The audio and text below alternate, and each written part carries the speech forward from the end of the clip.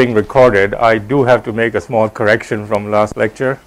Somebody asked me a question about out of time autocorrelation functions on this coupled SYK model lattice, and I mentioned the name of my student who was working on it. Unfortunately, I gave the wrong name. It wasn't Avishkar Patel. It's another student, Hayo Guo. I suspect they might be listening to this lecture, so I'm make sure that I corrected that. Both are fantastic students. Okay, so today I want to complete our discussion of the XY model in 3 dimensions. And where we're going with this is I want to use it to construct a topological phase of matter, which will be described by as we'll see, a Chern-Simons gauge theory. And you've already heard a lot about such things from Zohar, and then you'll hear more from Nadi. So hopefully this will give you some intuitive feeling of how such a phase of matter could arise in a very simple setting, where we don't break we also preserve time reversal. And it will turn out this topological phase, I won't go into details about this, is connected to this resonating valence bond spin liquid idea of Anderson going back a while. It's the simplest realization of that idea. But I'm presenting in the context of just a simple XY model in 3 dimensions. So I reviewed the properties of the XY model. It's just a model in 3 dimensions with a global U1 symmetry. Just one matter field, if you wish. The simplest interaction is just the nearest neighbor interaction. I'm now using the lattice gauge theory notation here. And then there is a more complicated interaction around a plaquette, which I leave a bit unspecified, other than to say it's very short range and respects the global symmetry. And as long as these terms are small, then there are 2 phases as you vary the coupling J. For small j or high temperature, you have the symmetries preserved. We call it short range order. This is also in the topological sense a trivial phase. If you view it as a quantum theory, this is a theory where there is just one massive scalar particle which has a unit U1 charge. So just the theory of a massive scalar carrying charge 1, global charge 1. And on this side you have the U1 symmetry broken. So you have long range order, and the excitations now are goldstone boson. There's just one goldstone boson. It's a relativistic goldstone boson with the usual dispersion. And the phase transition is described by the conformal field theory, the Wilson-Fisher fixed point for the 2-component complex scalar case. All right. Now, so that's all very familiar. Now I want to go to ask the question, can this model, if you frustrate it sufficiently with other interaction, lead to another phase? And it turns out to be easier to address that question in a different formulation of the same theory. So this here I've introduced a U1 gauge theory where I have 2 matter fields. I'll call them H or phi, or equivalently alpha and beta. So the field H has charge 2 under a U1, what I'll call an emergent U1 gauge field. This U1 has nothing to do with the global U1. They're quite different. So there's an internal emergent gauge symmetry, which is associated with this gauge field capital A. And so H has charge, say, +2, and phi has charge -1. So as a result, this combination is gauge invariant. So psi is the only physical object here, and that's gauge invariant. Okay. So if I take the minimal terms for such a U1 gauge theory, now this theory also has a global U1 symmetry. You can put the global U1 charge wherever you want. Let's say we just put it on the H. So that would correspond to coupling this to an external gauge field, which I haven't written out here, but I have written out in the notes that are on the website. Okay. And then I also had a Maxwell term. So now I have the advantage of writing it this way. I have more couplings at my disposal, which I can vary to get interesting phases. So the main claim is that this theory is basically the same as this theory. That is, if you integrate out the gauge field of the second action, you'll essentially get the first action. So, and the way to see this is to just expand this integral in small k, in powers of k. So if I have k equals 0, it's almost easy to see because now the integral over A is very simple. It just factorizes on every bond. You can just do the integral separately on every bond. And so you just have an integral. You have an integral like this, dA on every link of e to the j1 cosine d mu alpha minus A plus j2 cosine of d mu beta, 2A plus A. So you can do that integral. It's some horrible mess of Bessel functions. And you expand the Bessel functions, and you'll find it looks essentially like this, but you'll also get terms like cosine of twice this, and so on. So again, those are allowed terms over there. But the important point is that this will only depend on the gauge invariant combination. That's the only thing it can depend upon. And also, if you're familiar with something called the Villain representation, where you write e to the cosine as a periodic Gaussian, then this is exact. You don't even need the higher order terms. Okay. So that's that k equals 0. Then you put k in. Now you can see you can't unfortunately do the integrals over A independently, but you have to do them around a plaquette to first order. You have to do 4 integrals together. When you do the integrals, you can see again by gauge invariance, you're going to couple the 4 thetas around the plaquette and so on. All right. And if you want to see further details of that calculation, there are the notes. Okay, any questions so far then? So now we're just going to talk about this theory and its phases. And in principle, as long as I refer to gauge invariant quantities, I'm still talking about the same XY model that had no gauge fields. Any questions? Yes?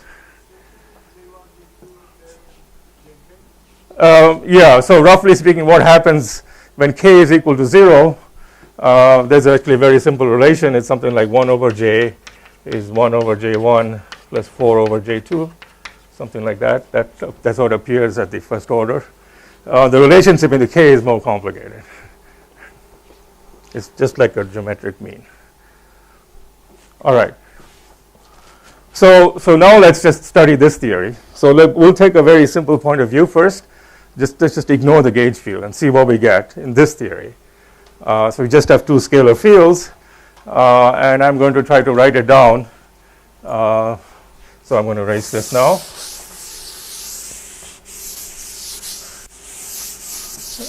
In some continuum formulation, because it's easy to talk about mean field theory. So continuum form of continuum U1 gauge theory.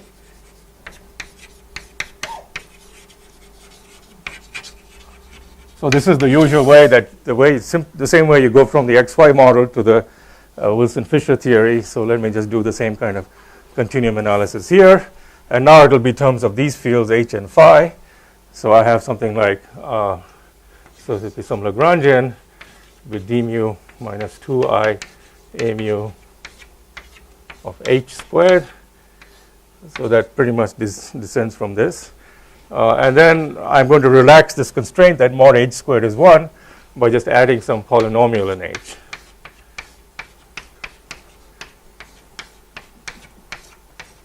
And then I do the same for phi.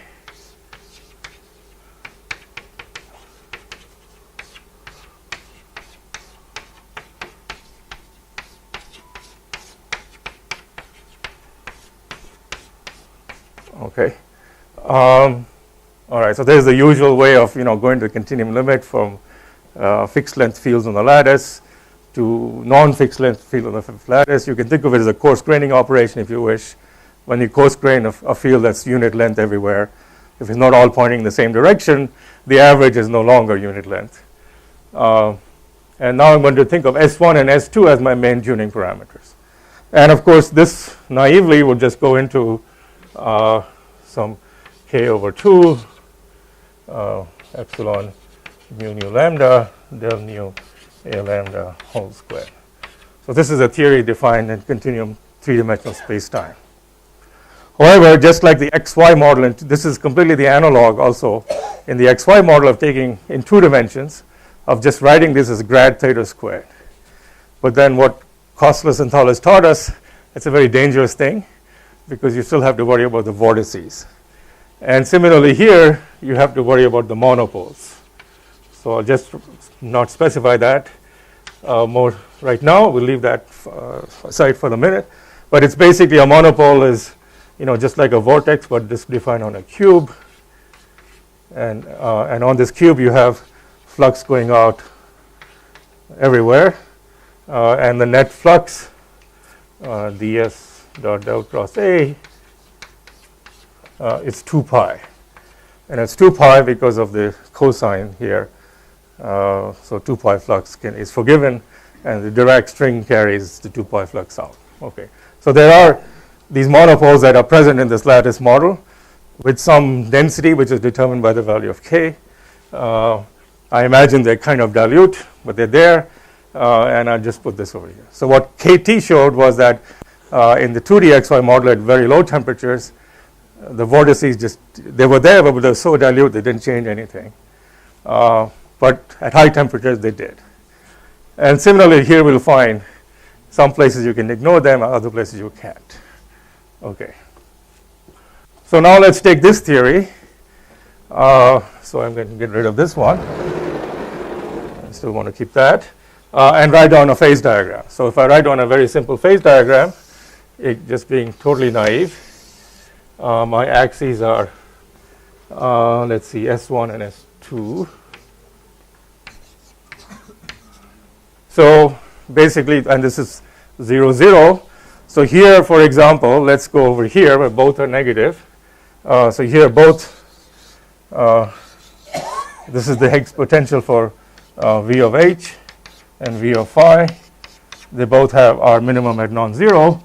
So very naively you would say that, well, both are condensed. So let's say H is not equal to 0, phi is not equal to 0. Of course, this is not a gauge invariant statement. But what is a gauge invariant statement is that psi is not equal to 0 because it's just the product of those. All right, so that smells like this phase, and that's indeed correct. So that's the Goldstone phase. The global U1 symmetry is broken. Another way to see this is that, let me put this up here, psi is h phi squared. If you just put phi equals to 1, that means suppose the phi potential is very deep. You put phi equals to 1, psi is equal to h. You're back to the old theory. So way down here, when S2 is negative, you should get just the same two phases. So on this side, what do you have? On this side, V of H, S1 is positive. So VH looks like this, and V of phi looks like this. And so now H is 0, and phi is not equal to 0, and psi must be 0 because, well, it needs both of them to be non-zero, at least at mean field, for psi to be non-zero. Okay, and this phase is basically indeed this phase. What's happened here is you think you have a condensate, but it's a fake condensate because phi is gauge dependent. And what the phi does is it completely Higgses out the mu. The mu completely disappears. So you have it's like a Higgs phase for phi, but it's a kind of a trivial Higgs phase because there's nothing left over. Even the monopoles are suppressed because of the Higgs phase. The monopole flux will be tied with the flux tube, and so they're very, very dilute. And the same here too for the same reason. So we can ignore the monopoles. Everything is pretty much the same. So we found nothing new. Yes, so far. Are the monopoles even there as configurations in the continuum limit? Well, I assume there's a cutoff. This is defined with an implicit cutoff. So there's some energy for the monopoles of order the cutoff. Yes, they absolutely have to be there. And there will be, I'll tell you what the continuum formulation of the monopoles is in a minute. There's a way to write them in the continuum. But I'll have to do some dualities. I'm trying to postpone the dualities for a while. All right. So we've got the familiar phases. So that's great. Everything is the same. So let's go. So here we should get something new. So let's talk about them. Let's talk about this region first. So here both are uncondensed. So V of H equals 0. This is V of H and V of phi. So this seems like H is 0, phi is 0, and therefore psi is 0. So it seems like another trivial phase, but it's not trivial, at least for a moment, because you have got the gauge field. Now the gauge field is not Higgsed out.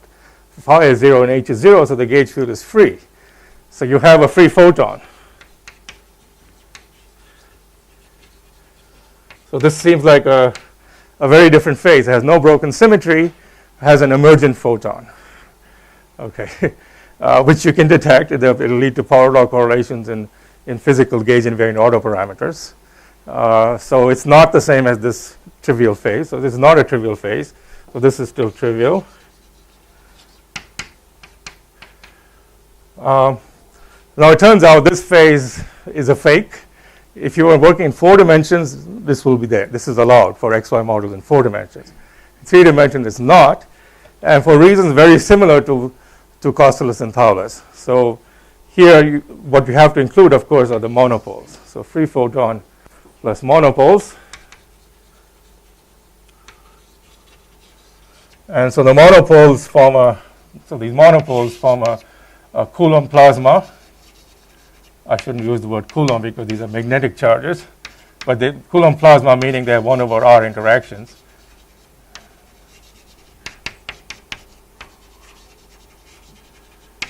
And what the famous paper of Polyakov showed was that such a theory of in 3 dimensions of plasma in 3 dimensions is always free. So the monopoles proliferate. They screen each other out.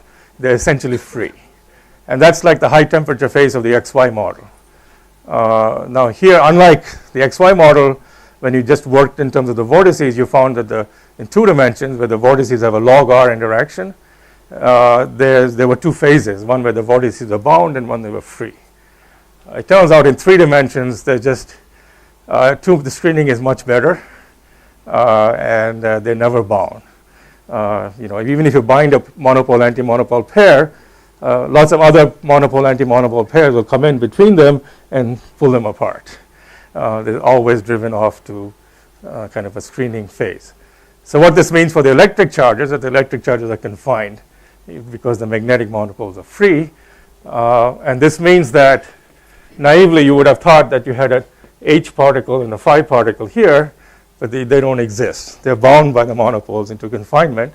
The only particle you have is a psi particle. That's the only gauge invariant object around.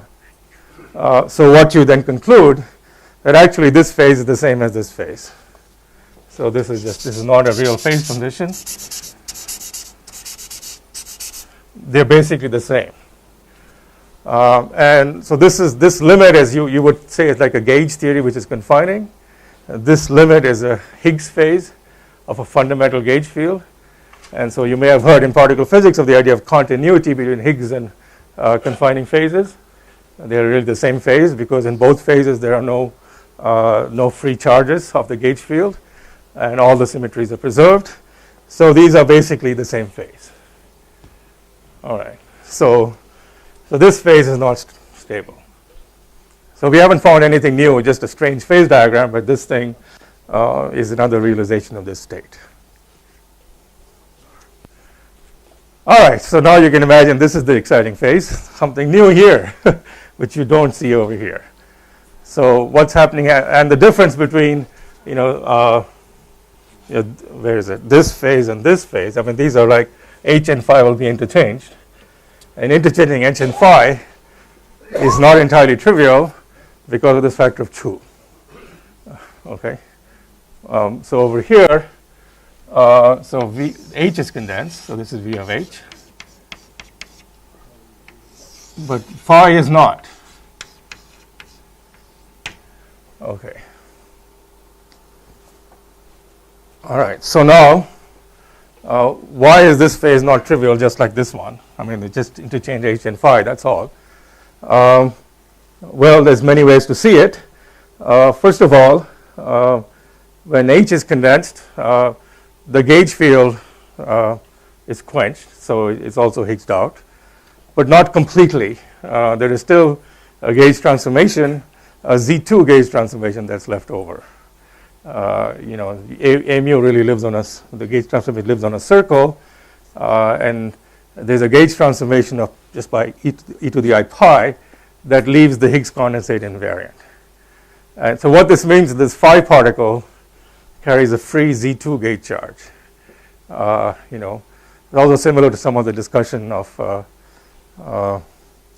that Zohar had of QCD, where there was a Zn gauge charge, Zn global symmetry there actually he was referring to.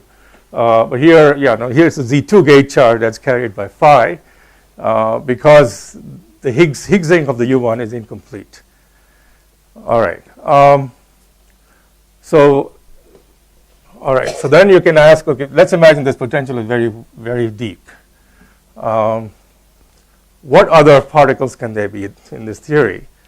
Well, there's another particle that can be present in the theory, which is non-trivial, even when we account for monopoles, and that's a vortex. So imagine a configuration where, now I think I can erase this.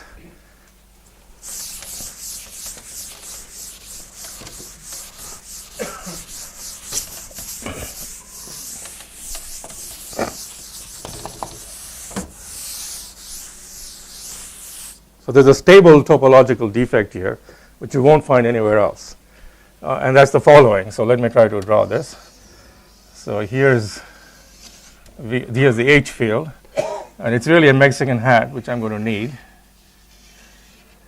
So let's write, so this is theta. So let's H is equal to H naught, let me not call it theta, what did I call it? Alpha, right? E to the I alpha. Imagine alpha is a function of r. It's going as you go around here, and this is real space. This is x, y. And as r goes like this, as the coordinate goes like this, alpha, as you wind around in real space this way, this alpha winds around the bottom of the potential. Okay, so alpha of r basically is tan inverse of y over x. So that's a 2 pi vortex in the phase of H. That's allowed anytime you have such a potential. Now what happens to the gauge flux in this? So now if you go very far away and you ask, what you want to do is here, as you go r goes to infinity, you want L to be just equal to the minimum of the free energy. And you can find you can arrange that. You can make this gradient to be 0 very far away. So this, because of this gradient, and since alpha is dependent on r, you're going to get some energy from the gradient. So the gradient of H should exactly cancel a mu times H. And you find you can do that provided the line integral of A around this big contour is equal to pi, not 2 pi. Okay? And the pi, you get a pi because of this factor of 2. I mean, you could have made the same argument here and said there should be another vortex here. But then you would have got a 2 pi. Now, this is where the monopoles come in. So the monopoles can always be around. And a monopole can be created. And if you have a vortex carrying flux 2 pi, you can add a monopole and it disappears because monopole eats away flux 2 pi. Flux 2 pi is meaningless because of the monopoles. But a flux pi, it's preserved. It can be pi, it can be minus pi, it can be 3 pi. It doesn't matter. The only thing that matters is flux modulo 2. So this monopole, in fact, there's only one vortex. So flux pi and minus pi are the same. It's a real particle. Now the point is that in 2 plus 1 dimension, the vortex is a line in space-time, which is like a particle. It's a particle that's moving in time. So there are 2 particles here. There's the phi particle, and there's this vortex particle. Let me call it the M particle. And this is a stable object. It carries flux pi, and that pi is, it's a Z2 magnetic charge, if you wish. And phi carries a Z2 electric charge, because if A mu is only defined modulo pi, then phi has charge 1. So it has a Z2 electric charge, this is a Z2 magnetic charge. Okay, another interesting thing now you can ask is what happens when you take a phi particle around a m particle. Suppose you braid them. Suppose you braid a phi particle around an m particle. Well, so it'll pick up an Aronoff Bain flux, which is the line. In fact, it'll pick up exactly this because the phi particle has charge 1, and as it goes around, it'll pluck up a phase of pi. So it'll change sign. So these are anyons. In fact, phi going around m gives you a phase of -1, and that's what's called a semyon when you pick up which is precisely the particles that Zohar talked about in U1 level 2. This is not quite U1 level 2, as you'll see, but it's closely related. So these phi particles are bosons,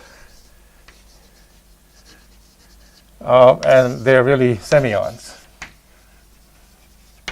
Sorry, Subir, can you clarify? Yeah. I thought that in 3 plus 1 dimensions of magnetic charge is a part of I'm in 2 plus 1. But in 2 plus 1s it's not. So why are you saying you have It's a vortex is a particle. It's not a magnetic, it's not a monopole. It's the vortex. So this is X and Y. But you said magnetic charge. Well, it's a it's a Z2 magnetic charge, if you wish. Okay, ignore that. Ignore those words. Okay, thank you. It's a vortex. It's a line vortex. Vortex, I understand. It's a vortex, which is a line in space-time. So it's a particle moving in. It's a point particle moving in time, space-time. This is. Well, okay. I mean, a monopole is an object you surround with a two-sphere. Yes. So the vortex I'm surrounding by this one line. Okay. So it's a part. The vortex can do this, and that's the world line of a particle. Okay. Yeah. What M does, if you think of M as a field, M is sort of like a monopole operator. It creates a vortex line. Yeah, I understand the monopole is localized in space-time. Yeah. It's an instanton. It's an instanton. And so what the instanton does is change the flux to plus to minus pi. Yeah. Only it makes it certain mod pi. So it's a real particle. So this is a real. There's only one of it. Phi is complex. Okay, some other interesting things you can see. What is the U1 charge? What is the global U1 charge? So for M obviously doesn't carry any global U1 charge. It actually carries this magnetic flux. But phi carries U1 charge. And phi carries U1 charge 1/2. So it's a phi particle with global U1 charge 1/2. So you've got a phase where you got a fractional charge, where you can see that from here. If you put all the U1 charge on phi, which is what once you've condensed H, the physical charge goes to phi. This is charge 1. This has to have charge 1/2. And so the point is, how do you get charge 1/2? Well, the only way you can get charge 1/2 is if your fractionalized particle also carries some other gauge charge, which is the Z2 gauge charge. You can't just get fractional charges for free. You have to have emergent gauge fields to tell you that you cannot create you can never create a phi particle on its own. There's no physical operator that will create a phi particle. Psi is a physical operator. We'll create 2 of them. But once they're created, they're free to move apart and go off to infinity. Okay? All right. So this is an example of topological phase of matter. It's very rigid. There's nothing you can do. No small perturbation will destroy all of these statements. The existence of these 2 particles, their mutual semyon statistics, this half charge, these are extremely all rigid things. And so that's a topological, that's what we call topological order. And it pretty much guarantees that this line and this line have to be phase transition. And they can't be smooth crossovers like this one. They have to be protected by certain phase transition. Yes? Can you generalize it to general anyons, not necessarily semyons, by taking, for instance, H times phi to the k, or? Yes, you can. And you'll get a ZN gauge theory. Right. There's another interesting thing here. Suppose for some reason you get a bound state of phi and m. So you get a phi m bound state. So imagine you had, here you had a phi particle and another magnetic flux. So here's an m particle sitting here. You had a phi and an m together. They form a bound state and they're going around say let's another phi and an m. So here's a phi m bound state, here's a phi m bound state, they're going around each other. You just work out all the Monopoles fluxes. You'll find that this particle is a fermion. It's a fermion. And it's usually called the epsilon particle. All right, so this structure of the m particle, the epsilon particle, and what I'm calling the phi, sometimes it's called the E particle. You've probably seen in Kitev's toric code. Those are exactly the excitations. Of course, they're completely stationary and exact eigenstates.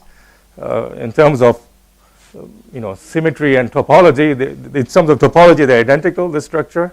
In terms of symmetry, there's a small difference. The E particle, which I'm calling phi, also carries a global charge. In the Kitev toric code, there are no global charges. It's completely rigid. There's no symmetry at all. Here there is a global symmetry because I started with a model with global symmetry. And the topological order allows you to fractionalize the global charges. That's the use of topology. You can get fractional charges if you have topological order. Yes? This bound state will have half integer spin? I'll come to spin in a minute. Yeah, no, the bound state, yes. So so it'll have global U1 charge 1/2. So, right, so the charge 1/2 is analogous to half integer spin if you're talking about SU2 models. This is for U1, yeah, but it is a half integer spin. Yeah. Both the E and in this case, the M is spin 0, and the phi and the phi M bound state, the epsilon, are spin 1/2. One of them is a boson, the other is a spin fermion. So in spin liquid language, these are called spinons, and one is a bosonic spinon, Schwinger boson. You may have heard those phrases. Schwinger boson refers to the phi particle, and Schwinger fermion is the phi M bound state. And so so in principle, I could have started with the XY model and done some fancy decomposition of the field in terms of fermions, and then I would have got the same phase, but I would be started working with fermions rather than bosons. In fact, that's been one of the kind of collective achievements in the field of studying spin liquids, where people have shown when you start from, whether you start from the bosonic formulation, the fermionic formulation, you then end up always essentially with the same phase, with this rigid topological structure.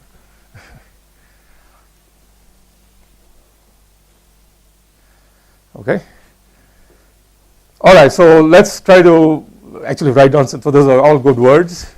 Let me actually write down some equations to show all of this in more formal sense and connect up to many of the things that Zohar talked about.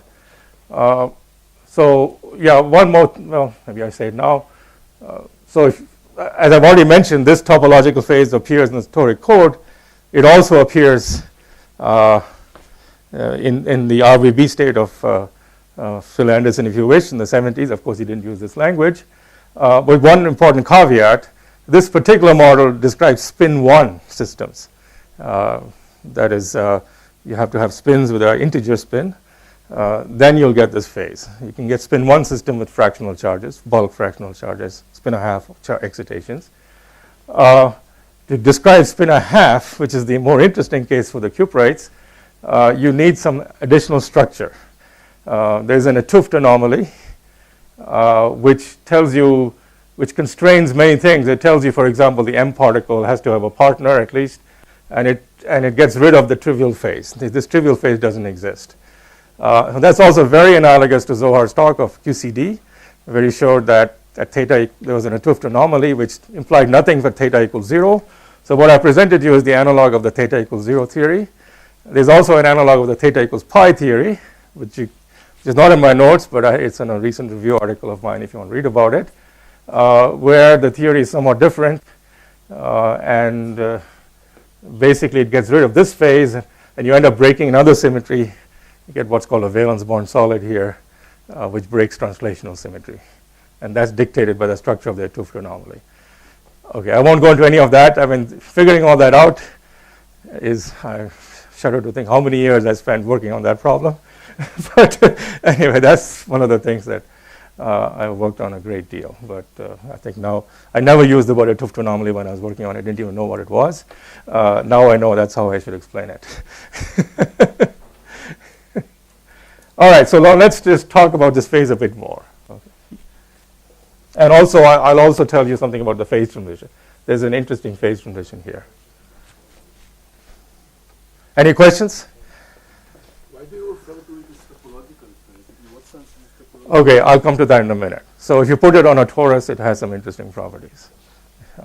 Maybe, I'll describe it in a minute. All right, so here's the theory, and now I'm just talking about this regime, so we just keep that in mind. Just to be clear, you said there was going to be Chern-Simons, but there isn't yet, right? There will be in a minute. Okay, but not in this model?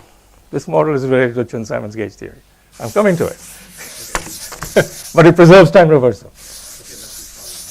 Yes. So this Z2 spin liquid really was the first topological phase that preserved time reversal. It was discovered by Nick Reed and myself and Xiaogang Wen in the early 90s. 92. Okay, so why is this a Chern-Simons gauge theory? All right, so we are in this phase, so just have to remember that V of H looks like this, and V of phi looks like this. All right, now phi is fine, so phi is a massive particle. I just like the way it is, and immediately Gaussian fluctuations of phi tell me everything. So the same Lagrangian, I'll keep phi the way it is. So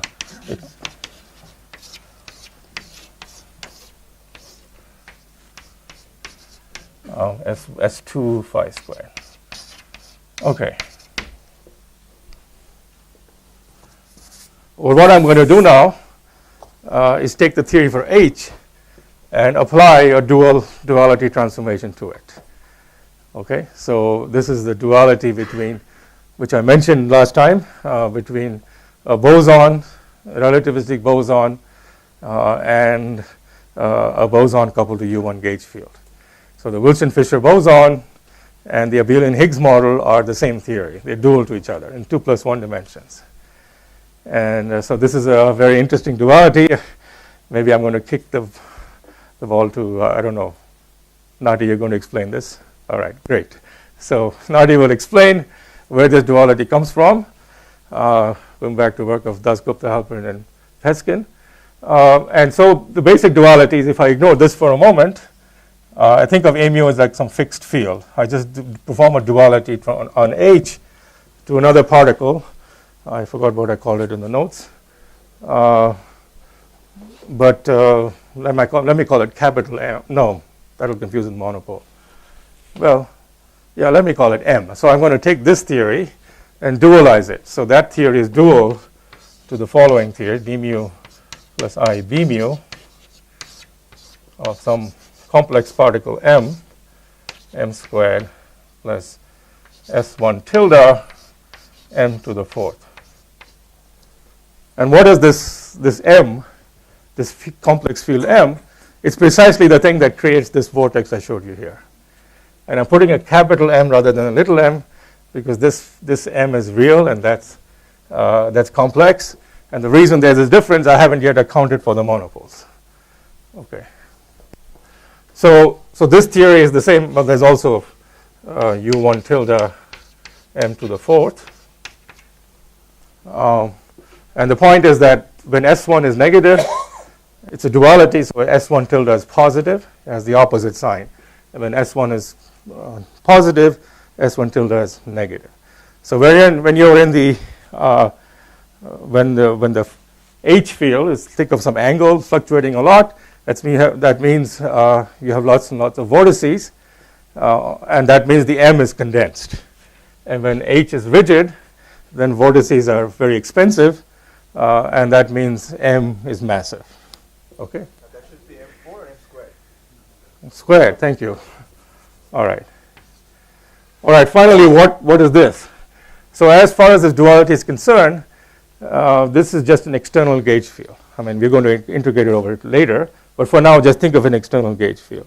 So the external gauge field couples to conserved current, which is the conserved current of H. So what is the conserved current here? The conserved current in here is the flux, because you can see here, it's this flux that's, no, that's the other way around. This all gets very confusing. Okay, the conserved current here is just the flux of V mu. That's not that flux. That's the A mu flux. So basically what you get is a coupling between the external field here, which is 2I over 2 pi times you have the A mu. So this is the A mu. 2A mu is the external vector potential. It couples to a current. The current is 1 over 2 pi times the curl of this.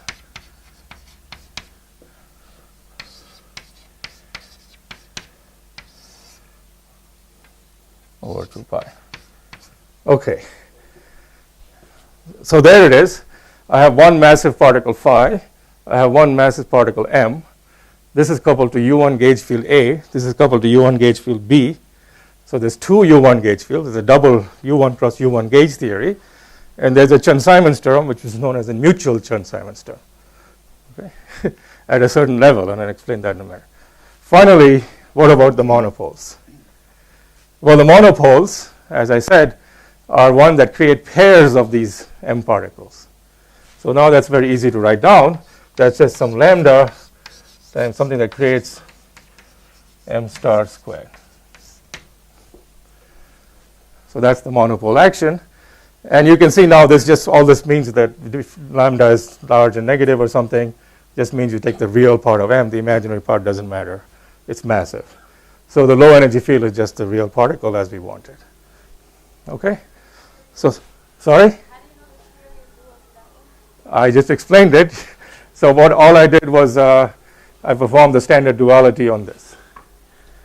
Now, if you want to see in painful where everything is derived, I have some lecture notes for my class. You can work on the lattice and use the Villain form, and you keep doing lots of Fourier transforms, and out pops this theory. So that would take me. It's exactly what you do for the XY model in 2 dimensions. But you can go from a theory of the XY model to a theory of vortices.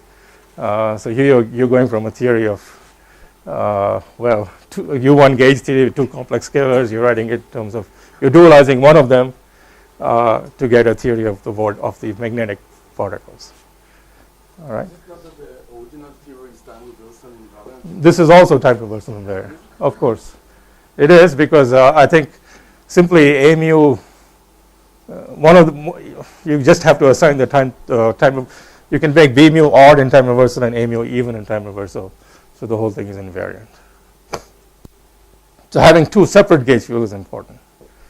So the way this is normally written is slightly different. So where you write it, you make a vector of, you make a gauge field which is a vector, like C mu is a vector, A mu, B mu. And you write that term as the usual Chern-Simons term, with 1 over 4 pi, and then you have Ci mu wedge of C j. Let me use this fancy notation times the matrix Kij. So Kij is called the K matrix, and K is the following matrix 0, 2, 2, 0. Yes. I'm a little bit confused about this term you write down as the monopoles. Yes. It doesn't look gauge invariant for gauge transformations of M corresponding to B. Yeah, well, right. That's a good point. So I'm being a little sloppy there, but if you imagine your massive phase, if you're doing the integral over A mu, basically this fixes B mu also to be a Z2 gauge field. So it's only Z2 charges that are defined. Maybe Nadi has a cleaner way of explaining it. These 2 terms are actually pretty equivalent. Once you have this, you have to have that. Yes. Well, the F squared term, that went into when you did the duality. You can put them in. They don't make any difference. There's certainly del cross A terms and del cross B terms. Thank you. That I had to keep track of them, but they're not as important as this one. So they're not important long distance. All right. So this is then. So if you want to reduce to very low energies, this is the entire theory. This is or here. This is the theory of this topological phase, and it preserves time reversal. So U1 cross U1 Chern-Simons theory with level 0, 2, 2, 0. And that's the world's most complicated way of describing a spin liquid. But that's what it is. So now if you take this theory on a torus, you can use the usual tricks of Chern-Simons gauge theory to compute the partition function of the torus, and you'll find it has a four-fold degeneracy. And it depends on the genus in some way. You can compute it on any genus surface. This is the basic theory. Okay, and so we can now try to make so there's two gauge fields. Let's make a table of charges if you want to see that. So let's see. So there's, let's see. And there's the A mu charges, and there's the B mu charges, and there's the U1 global charges, which is special, which is not quite the topological charges. So the phi particle carries a mu charge 1 and B mu charge 0 and U1 global charge half, and it's a boson. And then there's the M particle, or now let's call it little m, because little m is a real part of capital M. That has a B mu charge and no global charge, and the phi m bound state has charge 1, 1, and this also 1 half, and it's a fermion. So this is a fermion. So all of this fact that that's a fermion and this is a boson, this can all be derived from this action. You can use this action, use the usual tricks, do braiding of phi m bound states, and knowing these charges, you can see that it's a fermion. It's not really new information. So that's the topological presentation of this new phase of matter. Yes? Subir, can we just say this is the Z2 gauge theory? Yes. Yes. And then the U1 global symmetry is just gone? Or Well, I mean, there is a U1 global symmetry. it's trigger and everything, right? Yeah, well, no, I mean, it's actually What's charged under it? the phi particle carries charge a half. Where are the particles? Just the Z2 gauge theory. A pure Z2 gauge theory. Here's in the IR, it's just Well, the pure Z2 gauge theory will not have a phi particle, only have the M particle. yeah, so there's no. Well, if you just take a pure, if you take a pure gauge theory, then it only has the M. If you add matter fields, the matter fields will carry Z2 charge 1. But if you, the way, No, what you said before is correct. okay, There's a Wilson, there are two line operators in the Z2 gauge. Yeah. Imagine you get to Z2 gauge. So the Yeah. Wilson line Yeah, and another line which is defined by the conjugacy class around it. that's right. This is what he calls E and A. Yeah. And their product is a fermion, which we discussed correctly. Now this system does not have a global U1 symmetry. Yeah, that's all. yes. Let me finish. But you can couple it to a classical U1 gauge field by adding to this Lagrangian classical gauge fields that couple. Okay, so there is a, It's exactly the global symmetry that we discussed. so it turns out that the couple, there is, okay, I don't remember, it's in my notes, but I don't want to open it because running out of power. So if you have an external gauge field, the external gauge field couples to, I think, the flux of M, flux of A, no. I'll do it Okay. in my talk. So there's a term like A external dB with a pi or something like this. There's some term like that you can write down. Yes. Yes. I'll do it in my talk. And when you do work this out, this is what gives you the 1/2. So there's something non-trivial with the global U1 symmetry too. It's the Z2 gauge structure is the magic potion that allows you to give half charges. Without it, you couldn't give half charges to the U1 particles. That's fractionalization. Okay. All right. So one last thing we can do with this, which is to work out the theory of a phase transition. Can we get out of this phase?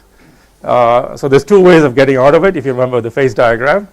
Before I erase anything, any other questions? All right. So hopefully this is, after years of working on this kind of thing, this is the simplest way to get from scratch to a topological phase of matter, with really no cheating along the way. All the steps are on the notes if they weren't on the board. And it gives you a phase which was a surprise in the 90s, which doesn't break time reversal. You don't need like the fractal quantum Hall effect to have some. So also another thing about this phase of matter, it has all these features, but it need not have, unless you have extra symmetries, any edge states. There are no protected edge states. So that's not a requirement for topological phase. What's a requirement is degeneracy on a torus. And this particular topological order, if you just do the usual tricks of Moore and Seiberg, you'll find that it doesn't have any protected edge states. It can be just totally trivial on the edge, but still it's non-trivial in the bulk. Okay, that's just an accident of the structure of these things. All right, so now let's talk about phase transitions then.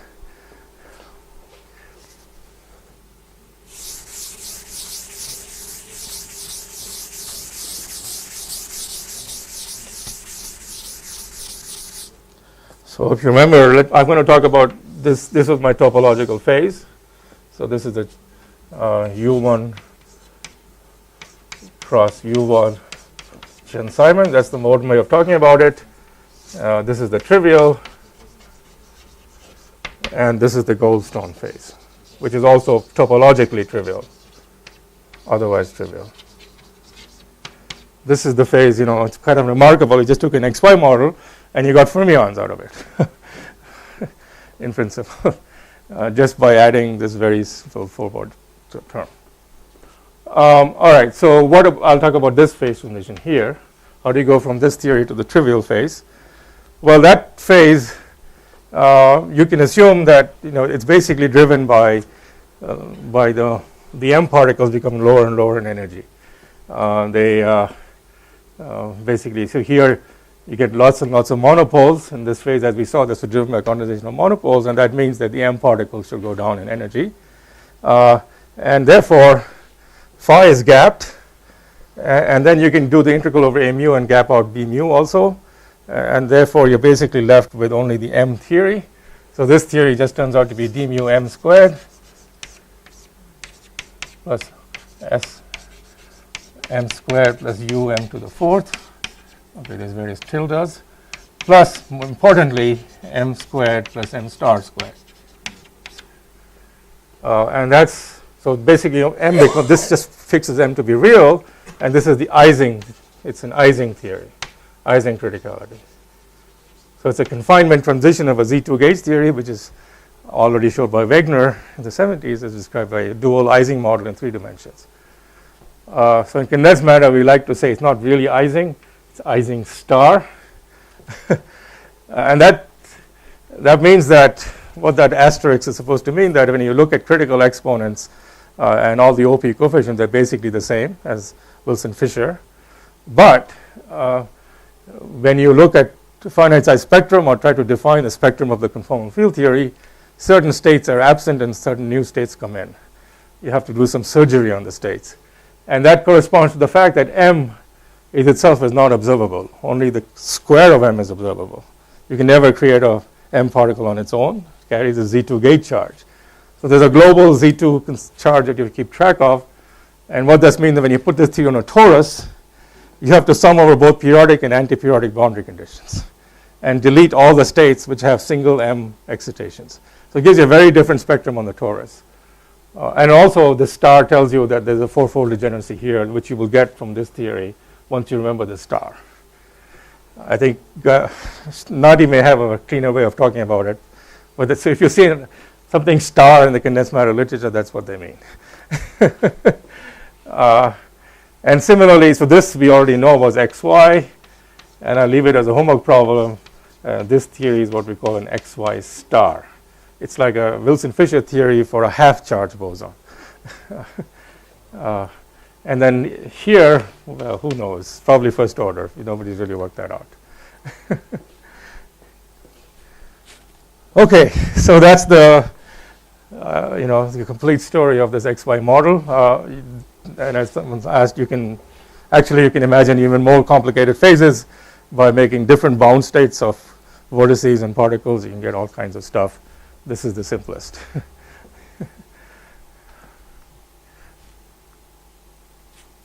Any questions? What exactly do you mean by topological phase? So I think if Nadi may have a different definition. Topological phase is something that is not degenerate on a torus, on a non-trivial manifold. That's what I mean by, that's what we call bulk topological order, where there's more than one ground state on a large torus. So here that happens because the way, so if you put this XY model on a torus in this phase, what you can do is you can put an M particle in the center of you can put a flux pi through the center. It's like putting a vortex in the center of the torus. That costs no energy. So you have another ground state where you have a vortex in the center of the torus. And similarly, you can do it for the other cycle of the torus. So there are 4 states. And that you can only do here. You can't do that here or here. So this is a gapped state with extra ground state degeneracy. It's not in the sense that if you compute correlation functions, they will be independent of the locations of the field. Yeah, well, I mean, in the limit where, when the masses become very infinite, then the only correlation functions are Wilson lines, and they'll be only dependent on topology. That's the kind of, but here I'm allowing for a finite mass, and so there is also non-topological structure. So, for example, at this phase transition, it's not you would call a pure topological field theory. It's a conformal field theory with some additional topological constraints. But here, way in here, where the particles are really, really heavy, then it's a pure topological theory. Subir, can you just say that there's some non-trivial topological field theory in the infrared? Yeah, you could say that. But what is the consequence of it? So for example, SPT phases are topologically trivial in the bulk. They don't have a ground state degeneracy on a torus, but they have interesting edge structure. So that's so there are all these twists. So the terminology can be confusing. I think the mathematicians probably have a cleaner terminology, where they talk about invertible phases and other phases. So these are not invertible. At least this is not invertible. SPT, that's the mathematician's word for invertible phases, SPT. Topological field theory where the Hilbert space is always one-dimensional, but there's some funny cases Or on the edges. If you have a compact manifold, there's only one phase. This is not topological in that sense. So these bulk topological orders are, of course, much harder to see. And of course, the fractional quantum Hall effect remains the incontrovertible one, but there are, depending on how much time I have, if I talk about cuprates, there are indications in other materials of this kind of thing. All right, I have 30 minutes left. Yes. So now I want to switch to the cuprates. And I'll just give you a flavor. I can't explain all the details, of course. Give you a flavor of how actually very, very similar ideas can be applied to much more complicated systems. So here we understand really everything. And to really come up with the full formulation, we needed duality. Now, duality is nice when you have it, but often when you're dealing with systems, you can't use it. Yes. Okay. Sorry? Oh, sorry. Yeah, if you can turn that on, that would be great. Okay. Thank you. So that's why when I made this presentation, I tried to do everything without using duality, except the very end. I mean, we basically understood everything just from the direct approach. But then with duality, we can connect it to Chern-Simons theories. So here I won't have the luxury of duality, but we'll get some other phases, similar phases. It's not hooked up yet. Thank you. Screen down. Thank you.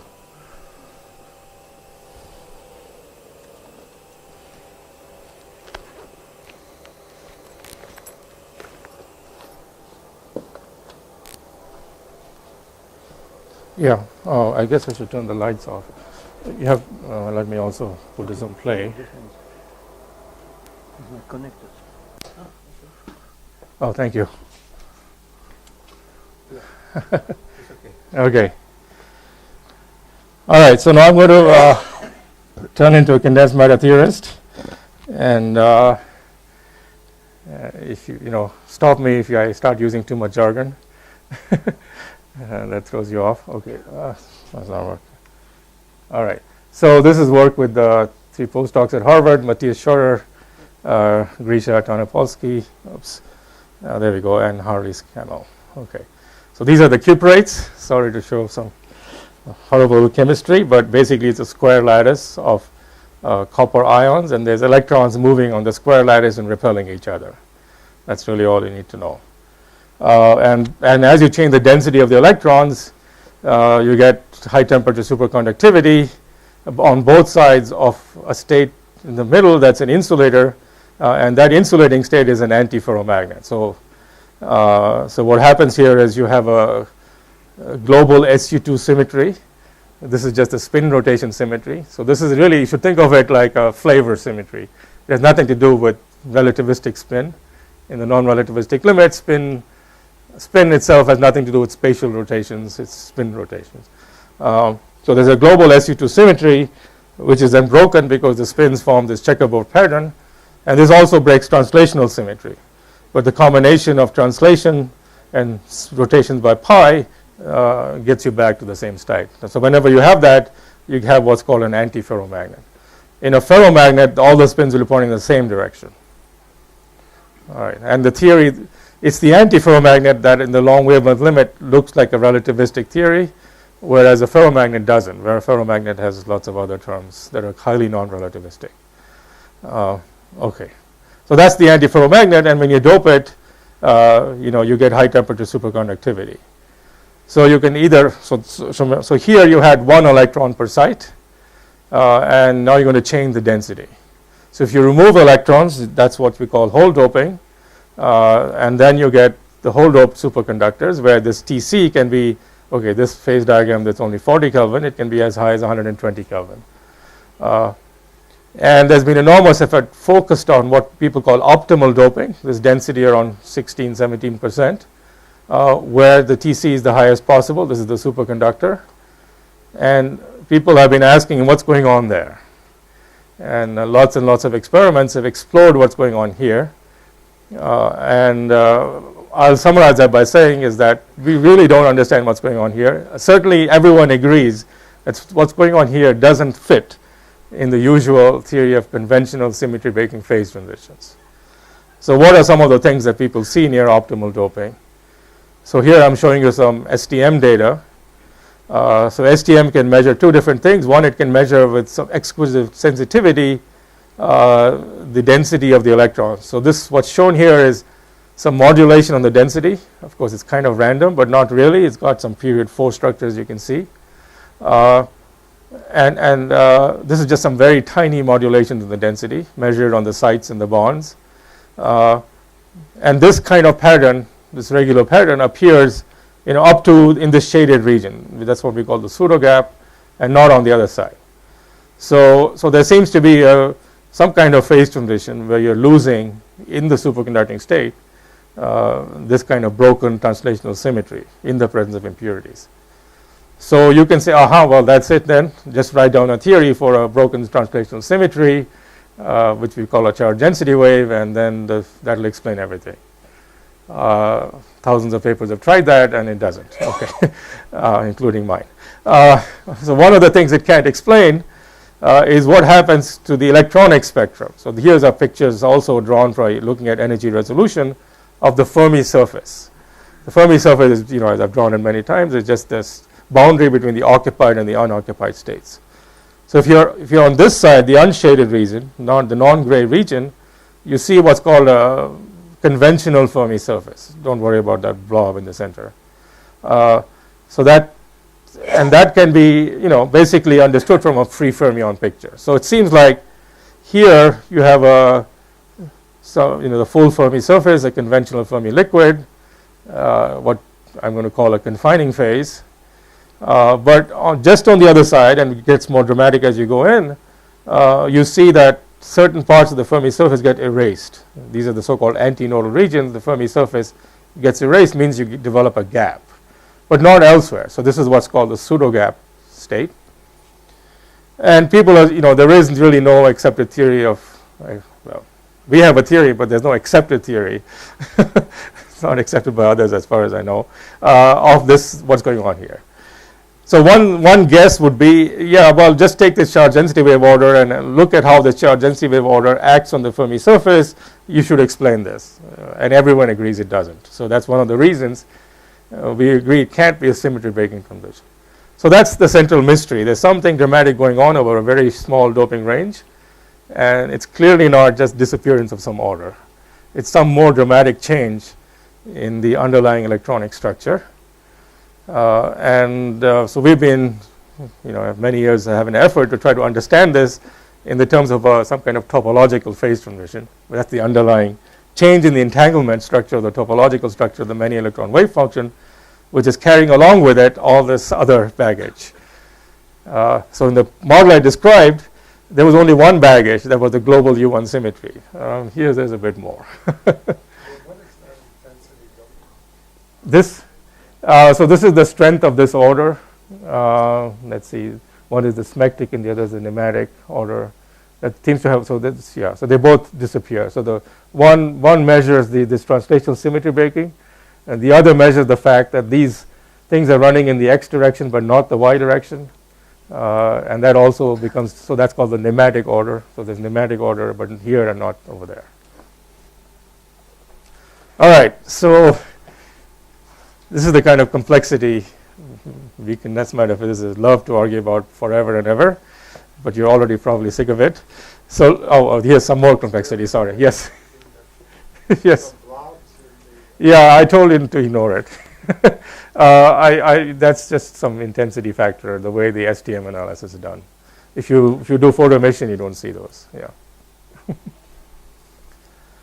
and these, so one of the things that people have worked very hard with many probes, whole new technologies have been developed. The precision with you can do photo emission and STM now was unimaginable 20 years ago. And all of these different probes are all now showing a very consistent picture. And it's taken a long time to do that. It's been a huge collective experimental effort. And theory is trying to follow along. So this is the most recent, there's a paper by Louis Taillefer looking at more thermodynamic data, showing again there's something mysterious right near optimal doping with a big peak in the specific heat, and also a dramatic change in the Hall coefficient. All right, so that's quite complicated. So what I'm going to do to begin with, and I won't have that much time, I believe, is tell you a little bit about how we understand the other side, where things are a bit simpler. Or at least people thought everything was understood, but even there turned out to be interesting puzzles, which we think there's a very simple explanation for. Yeah. And it will be related to gauge theory. So let's go to the other side. So the other side, the electron doping side, what you notice is antiferromagnetism is present for almost all the way up to optimal doping. So all of this stuff with charge density waves, nematic order, that's not present, or is much, much weaker. So that's nice. So there's only one autoparameter you need to focus on, antiferromagnetism. That looks good. So then if you have only one autoparameter, the simplest one, maybe you can do a complete theory with just that. So let's try to do that. So now we take a metal now. So you've got a Fermi surface like the one I showed you, and then I couple it to this kind of broken symmetry. So what happens? So suppose you start at high doping when you have the full Fermi surface. You couple and you develop this broken symmetry as the experiments indicate. Well, what happens to the Fermi surface? In other words, what happens to the locus of zero energy excitations in momentum space? Well, what happens is that they reconstruct. So you have this large Fermi surface here. Essentially what happened, momentum is only conserved modulo pi.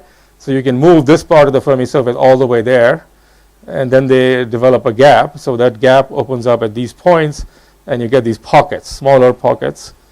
So these are electron pockets, those are hole pockets, and then eventually the hole pockets disappear, and you get. So this is what you would expect to see in photo emission experiments of the fermionic spectrum if you had a metallic antiferromagnet. And when people measured it, it seemed something like that. I won't spend any time on the details of this. But more recently, there's been very careful measurement of this, in particular by the group of Ziek Shen at Stanford. And what they found was something quite remarkable. In fact, even in this side, this doesn't work.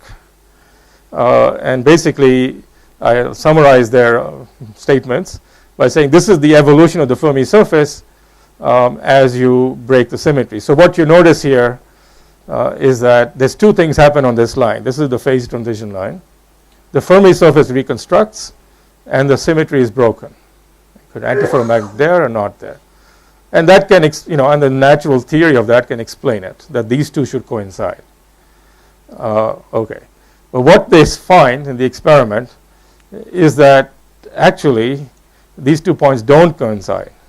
That the order, the broken symmetry disappears already at 0.14, but these kind of Fermi surfaces reconstructed is present all the way up to 0.175. And so there's this window, and you can question it, but I think the data is really incontrovertible, and there's also additional data from high fields, which gives you say the same thing, that somehow the Fermi surface is reconstructing without any broken symmetry. Okay, can you reconstruct the Fermi surface? And the reason you might think you can't reconstruct it is because something called the Luttinger theorem. If you preserve translational symmetry, the Fermi surface has to have a certain volume. It can't become into small things. However, the Luttinger theorem is sort of like an anomaly, and you can saturate the anomaly not just by Fermi surface excitations, but also by having topological excitations. So, and this is all well understood, that you can have in fact, this kind of Z2 topological order I just described, it was a magic potion to give you half charges in the model I described. It is also a magic potion to reconstruct the Fermi surface. And that's what I'm going to show, and I guess I won't have much more time left over after that, right? Any questions so far? All right, so how do we reconstruct the Fermi surface with topological order? All right, so let me show you. So we start with just the Hubbard model. This is the analog of the XY model, 15 minutes, great. So these are electrons hopping on a lattice with some short-range repulsive interaction. So what I do, I take that short-range repulsive interaction and write it as some field phi, some boson field phi, and some phi squared terms here. So this phi is basically the local magnetic moment. So when phi condenses, you have antiferromagnetism. It has to condense in that staggered pattern. Okay?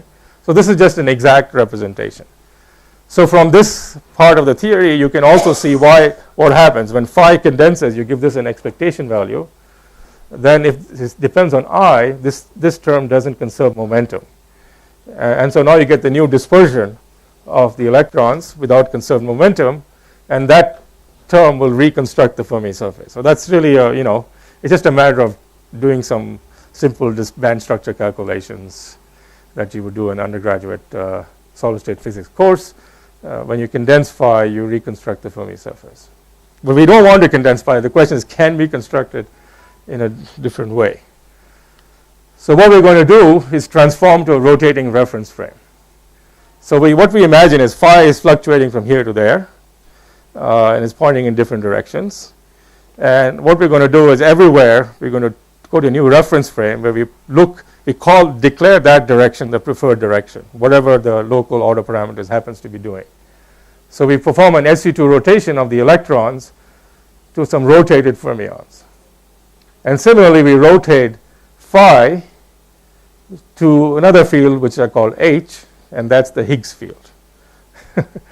Okay, so now you see this equation, if you ignore all the indices, is phi is equal to H r squared. That's exactly the equation I had. Psi is equal to H phi squared it's the same thing. This is the SU2 version of that same thing. This is the SU2 that was U1. So basically it's exactly that. So you write phi in terms of these spin-ons. These carry half SU2 charge. So phi carries spin 1. The R's, just like little phi over here, carries half or spin a half charge, and H is purely gauge, and that has an SU2 gauge invariance. So now this representation, both of these representations are SU2 gauge invariant, just like the one I showed you earlier. It's redundant. So there's an SU2 gauge transformation of psi and r and h. And then here's the table of charges. You had the electron and the order parameter, which were gauge neutral. These are the physical objects. This has the electron was SU2 spin. I didn't have the analog of the electron in what I described. And the order parameter phi, this is the analog of the xy order parameter, is a triplet under SU2. And you can put all the physical charge here. So now I do this rotations, and then we find this new field, the psi, the r, and the h. The psi still carries the electromagnetic charge, but now it has a gauge charge, SU2 gauge charge. And the Higgs field has a triplet under SU2.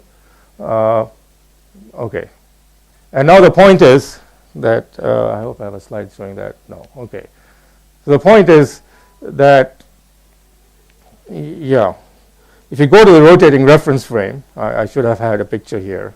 So now suppose I'm in a topological phase. The topological phase, just like here, will be a phase where H condenses. So when H condenses, it turns out that H acts like the order parameter for the rotating reference frame. It's not a physical order parameter, it's an order parameter which is rotating. So it will look like a physical order parameter to the psi particles. So you go to a rotating frame, and the rotated fermions in the rotated frame see as if there is long-range order. So their Fermi surface will reconstruct. Okay. So when you have topological order by going to the Higgs phase, then you will get a reconstructed Fermi surface without long-range order. So that's the whole trick here. But all right, but we ignore all of that for now. We're interested in the phase transition. What is the phase transition between the topological and the non-topological phase? That's very much like what I just described here. That was an Ising star transition for the XY model. Here, it turns out to be a little more subtle. All right, so we have basically, what we did here was we just focused on the M particle only. Now we were able to do that here because we had the luxury of going to dual representation. I don't know how to do duality on SU2 gauge theories, at least not these types. And so I'm just going to work in the direct representation. But the thing I should focus on then is just the Higgs boson and ignore everything else. So now I have an SU2 gauge theory of a Higgs boson. Actually, this is actually very similar, shall we say, to the SU2 theory of the weak interaction. So what do we say in the theory of weak interaction? You have a Higgs boson, which in that case is an SU2 fundamental. Here it's not an SU2 fundamental, it's an SU2 adjoint. When the Higgs boson condenses, you come into our phase. Now our phase is trivial because the Higgs boson is a SU2 fundamental. If the Higgs boson was a SU2 non-fundamental, our universe would be a topological phase. But it's not. Okay, so it's an SU2 fundamental condenses. And what we learn is when the Higgs boson condenses, the fermions get a mass. The analog here is when the Higgs boson condenses, the Fermi surface reconstructs. It's the same statement. Because you can see, if I look at this reconstructed Fermi surface, there's this little place here where you have a gap. That's the mass. If this was a direct fermion, we'll just get a gap. Here you gap out part of the Fermi surface, not all of it. You can't gap out the whole thing. And as you see in experiments, you don't. So it's very much like in the gauge theory weak interaction. It's an SU2 gauge theory with an adjoint Higgs field. And the Higgs phase, in this case, is topological because the Higgs boson is not fundamental. Well, it's not really topological, as we'll see. Yes? So if you write a continuum of longitude, I'm doing that in the next step. Okay, I'm coming to that. So can I just do that before you ask your question? Okay. All right, so there's a little bit of subtlety in how you take the continuum because things depend on space in a complicated way. So for the whole electron doped cuprates, the correlations are exactly like the picture I showed you. They're at this wave vector pi, up, down, up, down, up, down, up, down. So you have to take a Higgs field and also make it mod out that factor. And so you did this, and this just becomes a real field because e to the ik dot r is always plus or minus 1. On the other hand, in the whole doped side, it turns out from experiment we know the correlations are what we call incommensurate. There is some strange wave vector. And to describe this kind of state, you turn out to need 4 Higgs fields corresponding to the correlations in the x and the y direction and also their real and imaginary parts. You have 4 Higgs fields. So in the end, this turns out to be, we claim, the most important difference between the electron and the hole dope side, and it yields predictions completely consistent with the different observations. One has four adjoint Higgs fields, the other has 1. Yes. So what about the case when you have only 1? So I'd ignore all the complexity of the fermions, and I just write down a theory of 1 Higgs field. In this case, I've written it down for n sub h Higgs fields with ONH symmetry. Now, in the real world, you don't have ONH symmetry when NH is 4, but let's just consider that for now. And then you have 2 separate quartic terms, U0 and U1, depending on how you contract all the gauge and the flavor indices. Okay, this is very much down your alley. It's just a adjoint Higgs field with a number of components. All right. For NH equals 1, exactly. So for NH equals 1, this is the Georgi-Glashow model in 2 + 1 dimensions. And this actually does not have a topological phase. And that's actually and the reasons are very similar to the fact that on the right side of my phase diagram, I had the continuity between the Higgs and the trivial phase. So here what happens? So when the Higgs potential is like this, then the SU2 gauge theory is confining.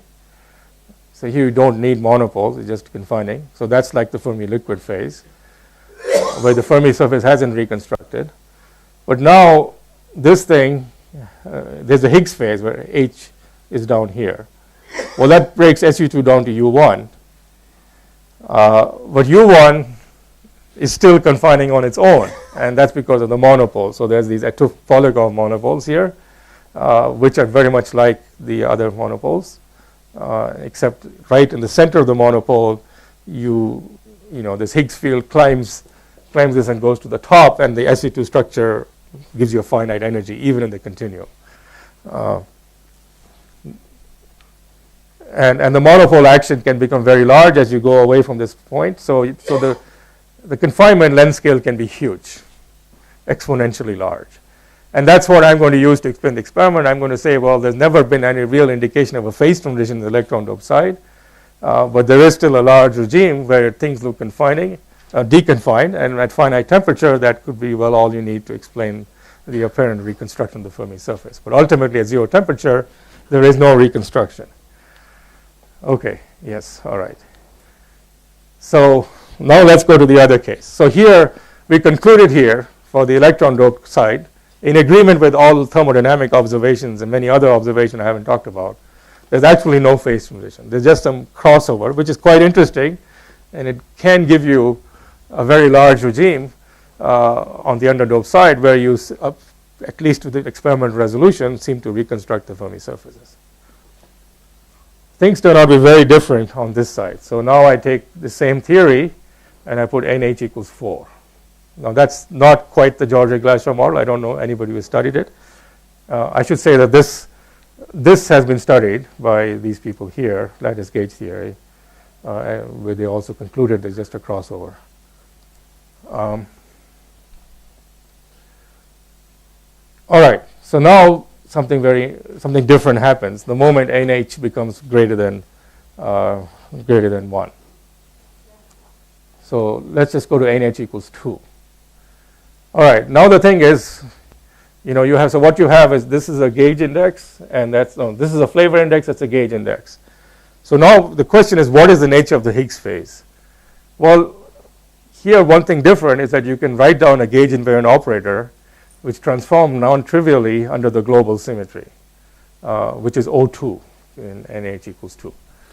So, and then this is just the traceless. It's just a spin 2 combination in the U1 sector and a trace in the SU2 gauge sector. So that's QLM, which transforms as a spin 2 angular momentum 2 representation of the global symmetry. All right, so now you take the Higgs condensate, it can have 2 possibilities. You have 2 fields, and you have this complicated potential. Turns out things only depend on the sign of U1, and you get 2 different types of condensate. Either the Higgs field, one Higgs field is exactly 0, and this is just points along some direction, or some gauge equivalent version of it. And now you can see this has picked out 1 versus 2. And in gauge invariant objects, this turns out to give you a non-zero value for QLM. So this kind of Higgs field, you break the gauge SU2 down to U1 because you still can do a U1 rotation about this x-axis, but you break a global symmetry, which you didn't have for NH equals 1. So in this case, you break down to U1, which confines, but the global symmetry is broken. So there has to be a phase transition. So that's the new thing. And so there is broken symmetry, and now it's no longer a crossover. It's some interesting phase transition. It could be just first order, but it could also be some interesting deconfined critical theory. On the other side, when your U1 is positive, or U1 is negative, sorry. Oh no, that's what I showed you, negative. And U1 is, oops, something is wrong here. U1 is positive here. Then what happens is that both Higgs fields are non-zero, but they are orthogonal to each other. They point this way and that way, or some gauge rotation thereof. And this breaks SU2. You can't do any rotations and leave them invariant, but it breaks it down to Z2. So this phase has exactly the same Z2 topological order I just described for the XY model. And so now you have, again, a phase transition. So the topological structure of this Higgs phase with 2 Higgs fields is the same as the topological phase I just described for the XY model. There's lots of other stuff. Okay, I'm running out of time, so you can keep playing this game for NH equals 3. Then you break O3 down to O2 in one case, and you get Z2 another case with the unbroken O3 symmetry.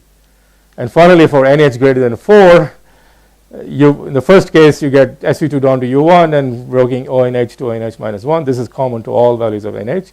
But in the other case, you get topological order and you get a broken symmetry. You have to get both, but it's a different broken symmetry, ONH minus 3 to. Anyway, so why am I belaboring all these broken symmetries? Because, well, when you go to the cuprates, you don't quite have, you have square lattice space group symmetry, then the polynomial is much more complicated. And there's a lot of very fun phase diagrams like this. And one of these phases, and I'll just stop there, has all the right broken symmetries that you see in the experiments. So the main, this is the punchline then, that for both cases, you can just take an SU2 gauge theory with certain number of Higgs fields and study the confinement to Higgs crossover. So the underlying transition is just that, whether the Higgs field is in the massive phase or the condensed phase. And then depending on details, in one case there's actually not a phase transition but just a crossover, and in the other cases you can get both topological order and broken symmetries, and all the things that appear in fact are exactly what's seen in the experiments. So that's where we are. This is just a paper we submitted a few months ago. Thank you.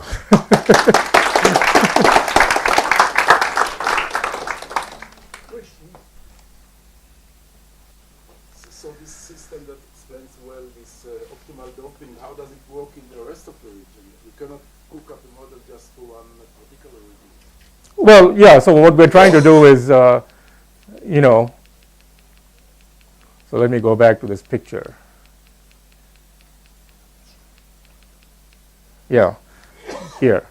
So what we're trying to do is come up with a theory for some kind of thermodynamic phase transition here, and I presented one, SU2 gauge theory with 4 adjoint Higgs fields, and that comes out naturally from the microscopics. And then on one side, that theory, the Higgs theory is confining, and when you go back and look at what it does to the fermions, you get this kind of Fermi surface. And on the other side, you get reconstructed the Fermi surface, just like the Higgs field gaps out the fermion. So it gaps it out right there, and partially. You can get that out of this. You gaps out the fermions, you can get a broken symmetry, which you get here. There could even be a topological order. That depends on numbers. Maybe that will be detected someday. That would, of course, be tremendous. So you get a whole phase here, pseudo-gap phase.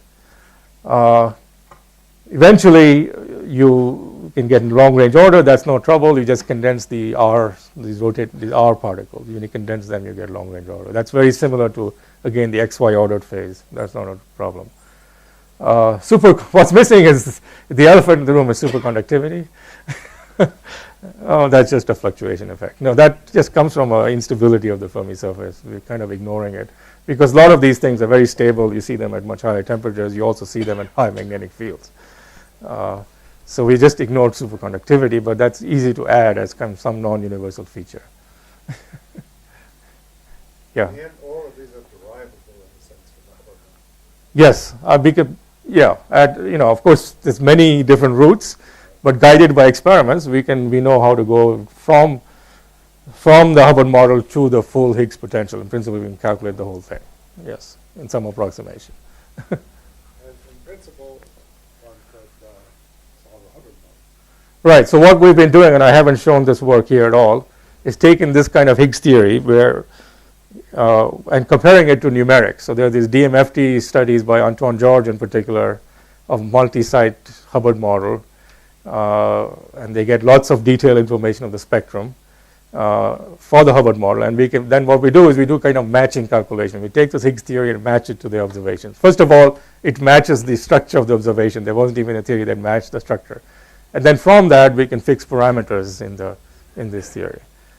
So we've just started doing that last year, and we're trying to do that better as the numerical data improves. Yeah. But in those numerical studies, I thought that there were lots of different possible No. Well, numerical studies actually, they can't come down to very low temperatures. They're down to, maybe about 150 K or something like that. There are some indicating superconductivity in some of them. People really work very hard. Just look at the superconducting response. They can pretty much identify the superconducting autoparameter. But when you do 16-site studies of the full spectrum in the Brillouin zone, they aren't down to very low temperatures yet. But there are temperatures lower than the cold atom people, actually. Cold atoms are not that cold on this scale. So far, maybe they're going to build a quantum computer that's going to simulate the Hubbard model. Well, okay. They have first challenge is to beat the numerical people who have a classical computer. They're not there yet. And so, right, I mean, of course, if we could just try to do some kind of Hubbard transformation, the Hubbard model like I indicated, and analytically try to compute, that doesn't work very well. I mean, it's definitely in a strong coupling regime, and we do have to rely on numerics to fit the parameters on this Higgs theory. We've just started on all that, and hopefully, let's see how far we can get. Let's thank Subir for